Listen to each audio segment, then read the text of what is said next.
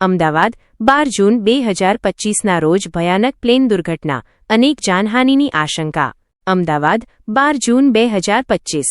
આજે બપોરે અમદાવાદથી લંડન જઈ રહેલા એક વિમાનને મોટી દુર્ઘટના નડી હતી, જેમાં મોટી સંખ્યામાં લોકોના મૃત્યુ થયા હોવાની આશંકા છે. પ્રાથમિક માહિતી અનુસાર આ વિમાન અમદાવાદના સરદાર વલ્લભભાઈ પટેલ આંતરરાષ્ટ્રીય વિમાનમથક પરથી ઉડાન ભર્યાના થોડા સમય બાદ જ દુર્ઘટનાગ્રસ્ત થયું હતું.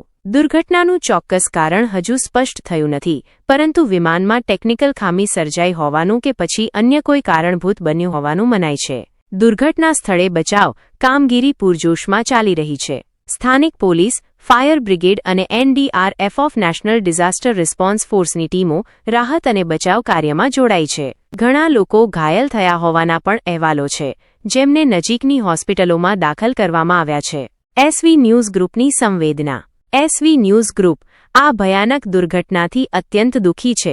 અમે આ દુર્ઘટનામાં ઘાયલ થયેલા તમામ લોકો જલ્દી સ્વસ્થ થાય તેવી હૃદયપૂર્વક શુભકામનાઓ પાઠવીએ છીએ. આ મુશ્કેલ સમયમાં અમે તેમના ઝડપી સ્વસ્થ થવા અને સામાન્ય જીવનમાં પાછા ફરવા માટે પ્રાર્થના કરીએ છીએ.